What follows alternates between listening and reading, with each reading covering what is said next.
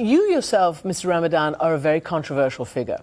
You describe yourself as a Muslim reformer, as an Islamic reformer. And yet there are many people who say that you speak with a forked tongue. And I'm going to show you the cartoon, and it's one of many, many cartoons that have been put out about you. Basically, people are saying, because of some of the positions that you take or do not take, that you present yourself as one thing, but that you are an Islamist in sheep's clothing, as some people have said. You are a closet fundamentalist. Or as the French academic Caroline Fourest has said, I don't see anyone today who's as effective as Tariq Ramadan in furthering fundamentalism in France, for instance. So you're very controversial because you do not take absolute positions against certain things that people in democracies, people in the West believe should be condemned out of hand. I think that this is... Such as stoning of women. No, this is completely wrong, because you have to come to what I'm saying and not the way it's described. Can I show you then what you were saying? Yes, of course you can. In a French debate with then Interior Minister Nicolas Sarkozy back in 2003. Now, these are the pictures.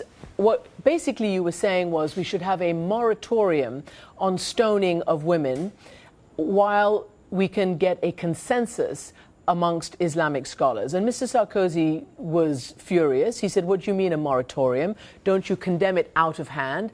What are you saying, that we just stop it a little bit, discuss it, and then continue it? So tell us, should you not condemn out of hand stoning of women for whatever reason? No, this is not the point, and the way you are translating what I am saying, or what I said, is wrong.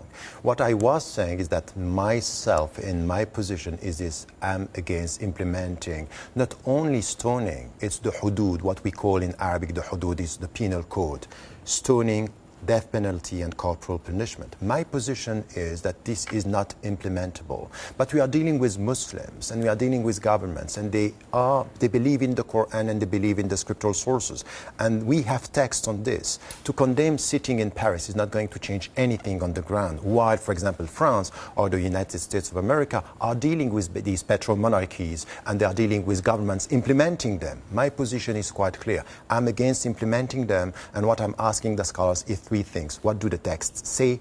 What are the conditions? And in which context? In the name of Islam, we have to stop and to come to a moratorium on this and to have a discussion. Exactly like Amnesty International, when it comes to death penalty, is saying, let us first go for a moratorium to stop it right now and then to have a discussion.